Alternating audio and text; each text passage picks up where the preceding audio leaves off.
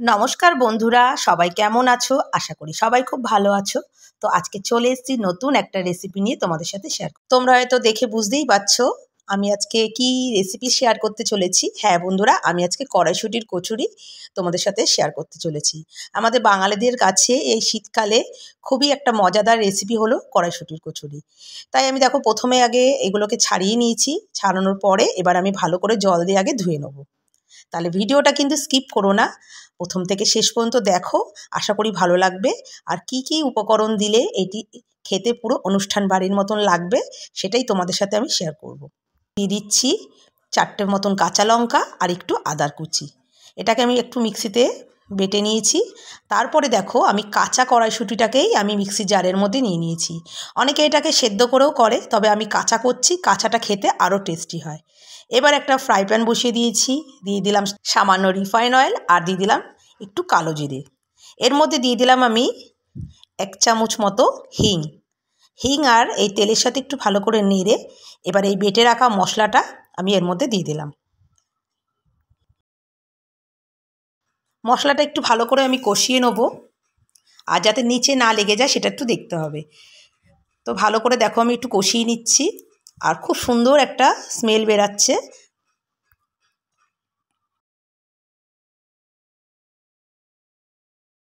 আর এর মধ্যে দিয়ে দিলাম সামান্য নুন। কড়াইশুঁটির কচুরি খুবই মজাদার একটা রেসিপি, বাড়ির ছোট থেকে বড় সবাই খুব মজা করে খাবে। আর এটা আলুর দম কিংবা মাংস যে কোনো রেসিপির সাথে এই কড়াইশুঁটির কচুরিটা খেতে খুবই সুন্দর লাগবে। এদিকে আমার মশলাটা দেখো কষে গেছে, আর এদিকে মিক্সিতে আমি কড়াইশুঁটি সেটাকে ভালো করে ব্লেন্ড করে নিয়েছি। নিয়ে পুরোটাই আমি এবারে ফ্রাই প্যানের মধ্যে দিয়ে দিলাম, সামান্য দিয়ে দিলাম নুন স্বাদ অনুযায়ী, দিয়ে খুব ভালোভাবে এটাকে আমার নাড়তে হবে যাতে নিচে না লেগে যায়। আর এটাকে শুকনো করতে হবে। এখনও এর মধ্যে একটু জল জল ভাব রয়েছে, সেজন্য খুব ভালো করে নেড়ে নেড়ে এটাকে শুকনো একটা মণ্ড টাইপের তৈরি করতে হবে। আর এইদিকে আমার ময়দাটাও মাখা কমপ্লিট হয়ে গেছে। ময়দাটা যেমন ময়ম দিয়ে মাখতে হয় সেইভাবে আমি মেখে নিয়েছি। ওপর দিয়ে দিয়ে দিলাম সামান্য জিরে আর ধনে ভেজে গুঁড়ো করে রেখেছিলাম, সেটা দিয়ে দিলাম। দিয়ে আবার আমি ভালো করে নেড়ে নিচ্ছি।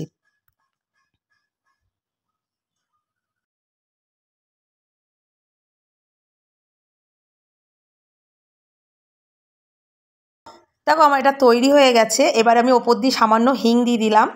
এটা দিলে আরও খেতে অনেকটাই টেস্টি হয়। তো হিংটা দিয়ে এবার আমি একটু এটাকে ঠান্ডা হতে দেবো।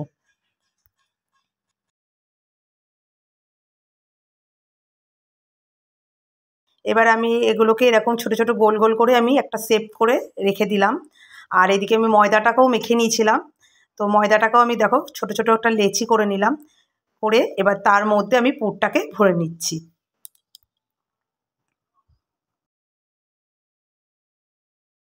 এইভাবে আমি সবকটা পুর ভেতরে ময়দার লেচির ভেতরে ঢুকিয়ে দেখো এইভাবে তৈরি করে নিচ্ছি। এক এক করে আমি সবকটা তৈরি করে নিয়ে তারপরে আবার আমি ফিরে আসছি। আর দেখো কিভাবে আমি করছি সেটাও দেখো, খুবই ইজি, খুব বেশি কঠিন না এটা। দেখো এইভাবে আমি লেচি করে নিয়ে তার মধ্যে দেখো আমি পুরটাকে ভরে আমি দুটো দুপাশটা ভালো করে আটকে নিয়ে তারপরে দেখো এইভাবে মুড়ে আমি এরকম একটা শেপ দিয়ে নিয়েছি।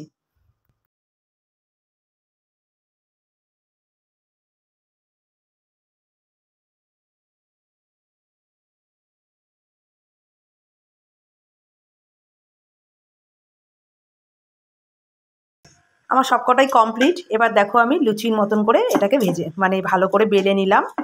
নিয়ে এবার আমি এটাকে তেলের মধ্যে ভেজে নেব। আমার রেসিপিটি কমপ্লিট। আমি এটাকে আলুর দমের সাথে সার্ভ করেছিলাম।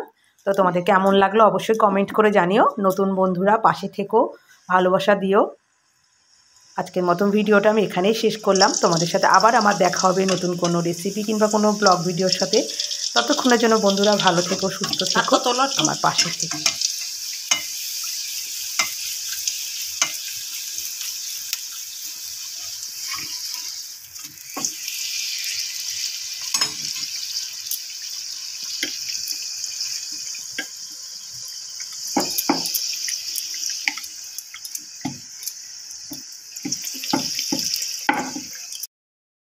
আর আলুর দমের রেসিপিটাও আমি অন্য দিন তোমাদের সাথে শেয়ার করব।